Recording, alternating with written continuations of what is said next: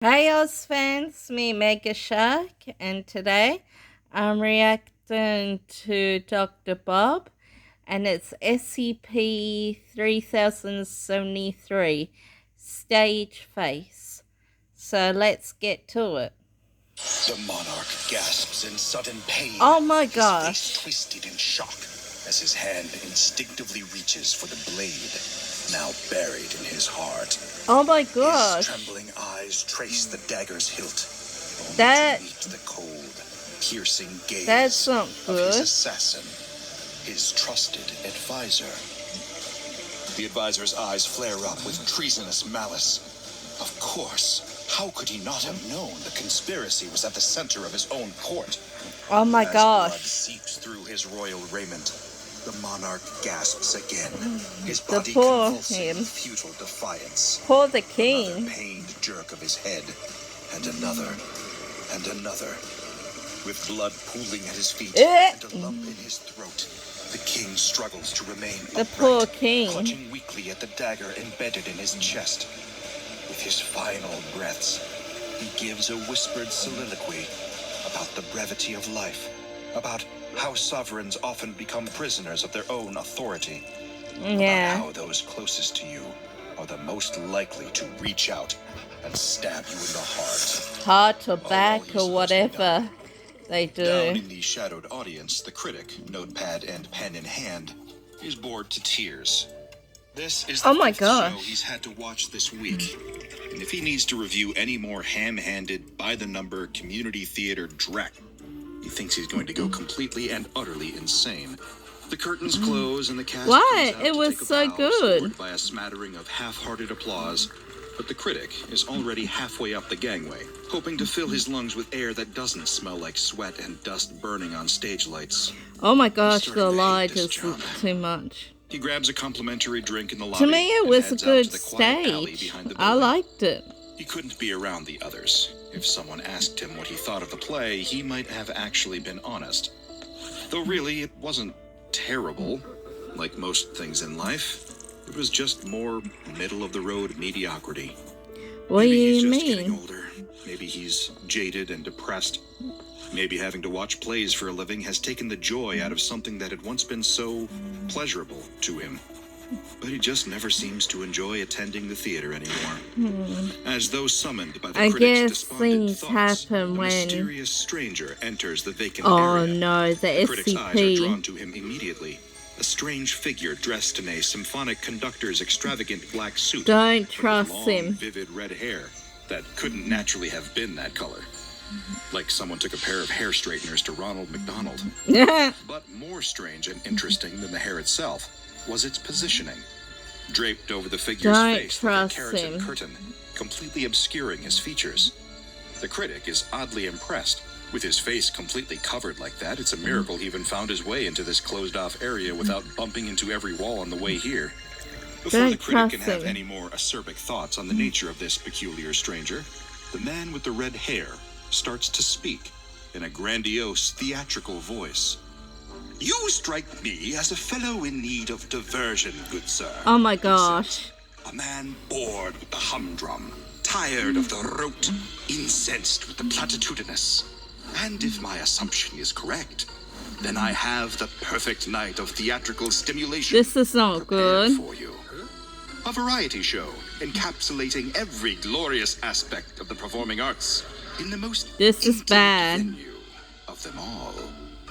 With sleight of hand that would impress a magician, the red-haired stranger passes the critic a slip of paper with an address on it. Specifically, the address of a thought-to-be Don't trust abandoned him. warehouse on the outskirts of the city.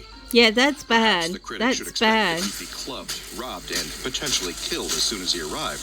But the voice of the stranger is too sincere. It reawakens something in the critic. Really? His long dormant passion for the stage, and the belief that maybe there are permutations on the art of stagecraft that he You still never hasn't experienced trust firsthand. someone that By comes the time and he like, looks up, the oh, stranger is already gone. The date yeah, and never time is on the trust back a of the slip of paper. stranger. 7:00 p.m. that very night. It sets the critic's imagination on fire. What could it be? A piece of experimental and immersive theater? Something truly avant-garde? An Oh my actual gosh. creative risk. Oh, Yes, that's exactly what he needs to break himself out of this slump. Enough of these dull, safe interpretations of the classics. Time for something special. oh But the no. critic has no idea just how special tonight's show is going to be. Oh, He will have never seen a brother. one-man show quite like this. He arrives Oh later that dear. night and enters the warehouse as night falls around him. It's a little more ominous in person, but he's going to persist. He'd rather be mugged in a dark warehouse than have to suffer another sleepwalk through a streetcar named Desire or All My Seriously? Children, thank you very much. The inside of the warehouse is every bit as vast, dark, and desolate as the outside It is suggested. dark. Before the critic can think too hard about the potential asbestos in here, Oh my he gosh. sees a single spotlight in the center of the main hall. There, This the is red-haired not stranger good. from earlier sits and waits, his crimson locks still obscuring his face. There are several fold-out chairs Hi. positioned around him. Well, this is This not rustic, good. the critic thinks. The red-haired stranger beckons him over, gesturing to one of the This empty is seats in really front of him. not good. Something about it feels dangerous. It in is a way that's both dangerous. frightening and Don't enticing. The trust critic him. obeys and takes his seat, preparing for the show. He's curious why there doesn't seem to be any other audience members, but Oh, really that hardly matters now.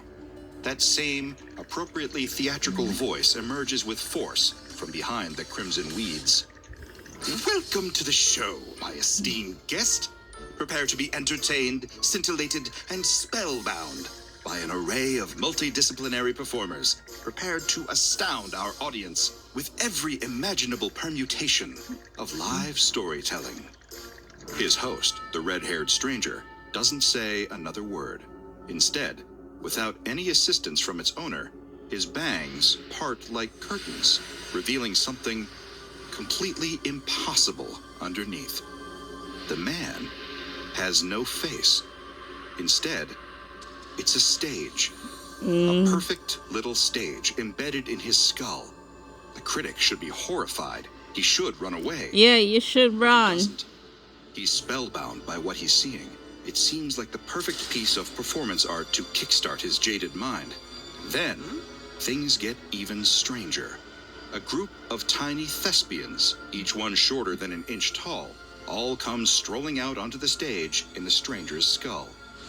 They're all dressed in period Yeah. costumes, finding their places on the stage and preparing I for do what like looks that like a blue performance. dress. It's unlike anything the critic has ever seen. He just stares in astonishment, Yeah. not entirely sure that he isn't just dreaming all this. All the tiny players start performing is what seems to be crazy. a completely original play. A medieval period piece about the trapped wife of an evil archduke in Florence, who dreams of running away with the stable boy to start a new life in Spain. That is a good However, the story. archduke is a cruel and jealous man. He would surely have his wife locked away and the stable boy tortured and killed if he ever found out about their union. Wow. The archduke's wife is sure that her vindictive husband would chase them to the ends of the earth to get his retribution if they simply ran. So, with the help of a wily nobleman looking to encroach on the archduke's land, the wife and the stable boy hatch a cunning plan. They will murder the archduke during his grand Oh my birthday gosh. feast. Then, they can escape with his fortune and begin a new life, far from the shadow of the woman's cruel and tyrannical husband. In terms of its general concept, the critic rather enjoys it. But even in the fantastical scenario of seeing a play performed inside a person's skull, he can't turn off the part of his brain that engages with the quality of execution. And that's where this play is sadly, severely lacking.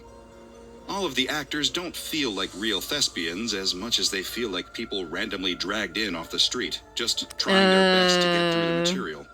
The actor playing the Archduke keeps coughing and apologizing during the middle of his lines. Some of the lines of the Archduke's wife are delivered so quietly that the critic struggles to even hear what she's saying. And the actor playing the stable boy seems so gripped with stage fright that he barely looks up from his feet during the entire performance.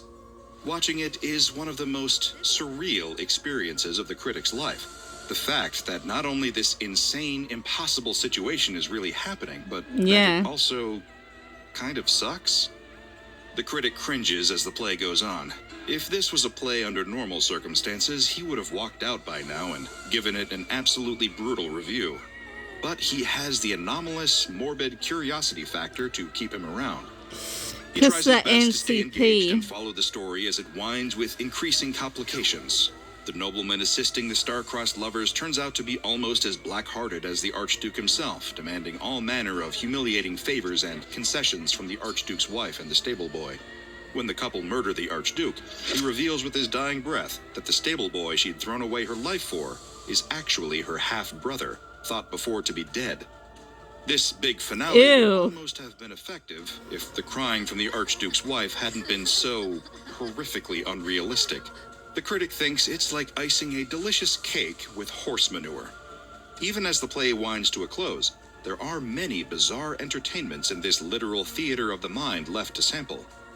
After the torments of the play have abated, the players all awkwardly bow out of sync and shuffle off the stage in apparent shame. In the silence, the host speaks. "So ends the tragedy of our ill-fated lovers," the man with the stage for a face calls out. "And now, a balm for your soul, a taste of spellbinding magic and enchantment, the amazing Mysterioso." The curtains of hair close briefly. Before the critic can ask a question or exit stage left, the hair curtains open once more. A man dressed like a magician stands alone on the stage. With a large got a trunk bad full of feeling what the critic can only about assume this. are props. "Oh, this ought to be good," he thinks. First, the magician produces a tiny pack of playing cards from his jacket and begins to shuffle them. However, while shuffling, he actually stumbles and scatters the cards all over the ground. Oh dear. At first, the critic gives him the benefit of the doubt and assumes that perhaps this is just a misdirect to help set up the real trick. That benefit of the doubt evaporates when the magician drops to his knees in a frantic scurry, muttering and swearing under his breath. The magician gathers up his cards and gives a furtive apology. Forget the cards. He'll move on to his next trick. He reaches up to grab the brim of his hat, but in an act of astonishing buffoonery, he fumbles that one too. The tiny hat falls from his tiny head, and an even tinier rabbit leaps off his scalp, defecating on his shoulder and hopping out the side of the stage before the inept magician could do anything about it. The critic actually laughs at that before he can stop himself. The amazing Mysterioso seems to freeze before turning and staring directly at the critic with wide, judgmental eyes. The man with the stage for a face lifts a stern finger as if to say, "Silence." And the critic, who feels an odd sense of menace radiating from that, obeys. There's one more act in the magician's pathetic excuse this for a is stage not show. good. A female This assistant is really... wheeled out in a box. Oh, A shoot. box, the critic assumes, where one side actually holds her body. A very obviously fake set of legs sticks out of the other side. As the amazing Mysterioso pulls a comically large hacksaw out of his bag of tricks, it becomes all too clear what hackneyed magic trick the critic is about to witness. But there's a twist in the tale, in the most embarrassing way possible. The amazing Mysterioso seemingly doesn't have the stamina to cut all the way through the box. Instead, he saws halfway through before he's huffing and puffing, skin slick with an unsightly flop sweat. The assistant in the box is doing her best to feign horror at the approaching saw, but sadly, her best really isn't that good. Eventually, and mercifully, the amazing Mysterioso simply bows, accidentally hitting his head on the box in the process. Collapses onto the ground. Is he alright? The curtains of hair quickly close before he can be humiliated any further. "Let's give it up for the amazing Mysterioso," the man with the stage for a face says, leaving an uncomfortable silence until the critic gives an awkward solo round of applause. "But from engaging your heart and your sense of wonder, now one of my little friends will tickle your funny bone. Introducing Gerald." The hair curtains part yet again, revealing a tiny man in a suit standing on a darkened version of the stage, holding a microphone.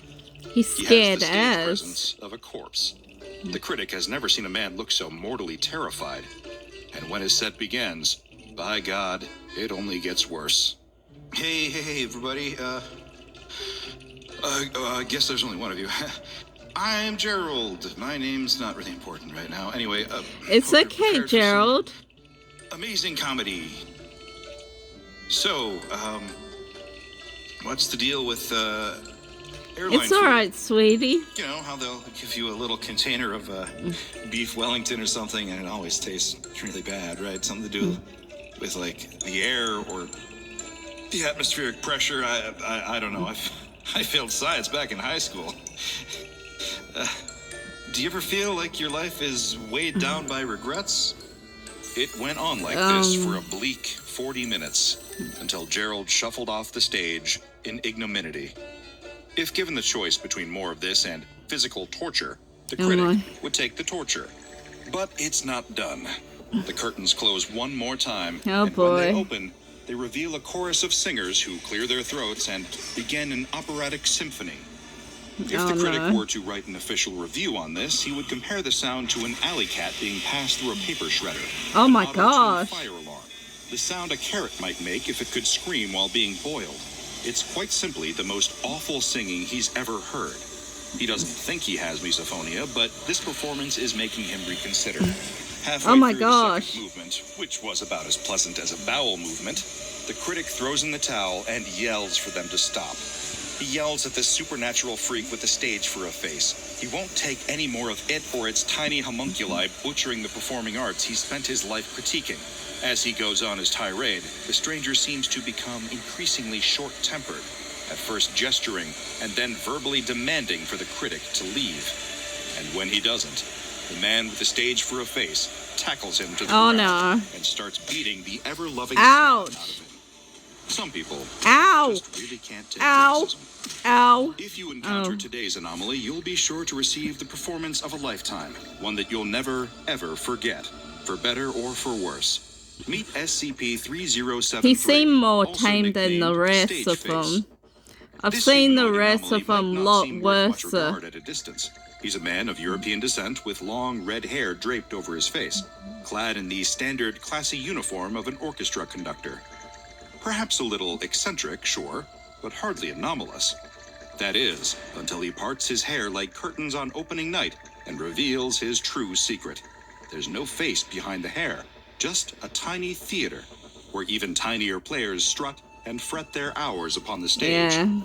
Despite his lack of the necessary facial features, he's more than capable of both speech and visual processing.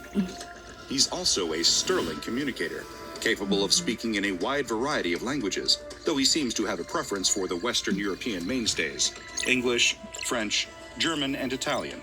Wow. He's had plenty of time to perfect his skills. When asked how old he was by Foundation researchers, he replied that he was as old as the stage itself, which makes him at least several millennia old, thanks to the dramatic stylings of the ancient Greeks. Stage of very old. Less interested in the languages he can speak and the anomaly's age than the collection of 113 tiny players, designated SCP-3073-1, that live inside his head and perform all manner of dramatic flourishes. From the thespian tradition of acting out classic Shakespeare and Euripides, to operas and symphonies, to even stand-up comedy shows and Penn and Teller-esque magical performances, all the entertainment you'd ever want, contained within one face. There's only one problem. It's all terrible. I know, everybody's a critic, but in this case, I'm referring to a broad consensus of researcher opinions on the quality of the SCP-3073-1's performances. In live scripted performances, the acting is stilted and wooden. The players seem to show the signs of severe stage fright, often forgetting or slurring key lines. The musical performances aren't much better. They've been described by one of the more easygoing researchers I don't blame as them. ear-splitting cacophony. And one of the magic shows that involved pyrotechnic elements set SCP-3073's hair on fire. Oh my gosh. To put him out with a fire extinguisher. Oh my gosh. He is clearly self-conscious about the poor quality of the performances to some degree, and never draws attention to it personally. When asked, it also avoids the question by any means necessary. All this has led to the assumption that the players within the anomaly's head are not experienced actors, though the anomaly feels warmly towards them, referring to them as his little friends.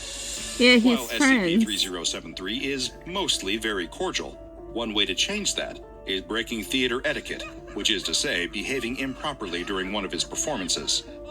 For minor misbehavior among the audience, the anomaly will verbally tell off the offender and warn them not to disrupt the show again. If you talk or boo, the tiny players will all stop performing and stare directly at the audience member. Understandable. If this persists, the anomaly will tell them to leave.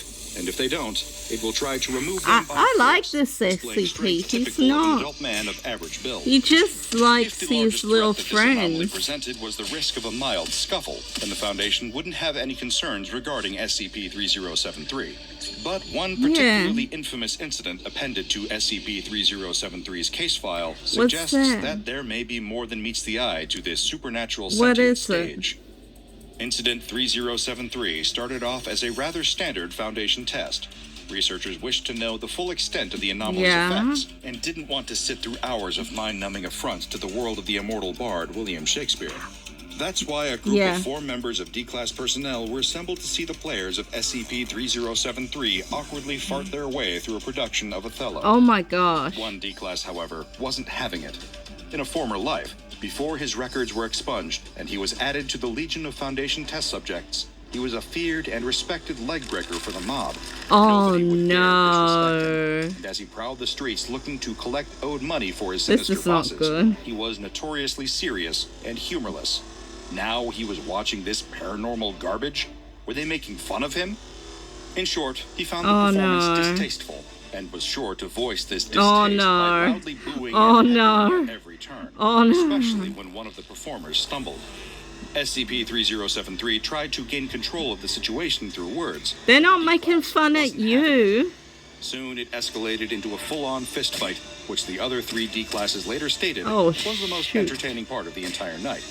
Oh my gosh. In the middle of the fight, tragedy struck. Oh my gosh. One of the players inside SCP-3073's face was grabbed by the vengeful D-Class, who squeezed hard enough to break the player's spine, killing them instantly. The fight was broken up shortly after that, but the damage was already done. The anomaly was completely devastated by the loss of one of its precious players. All of the performances ceased, and SCP-3073 didn't respond to any attempts to communicate with it. 2 days after the incident, everything changed. The D-Class who'd been involved in the fight disappeared from his cell without a trace. And around that time, the terrible performances of SCP-3073 started yet again.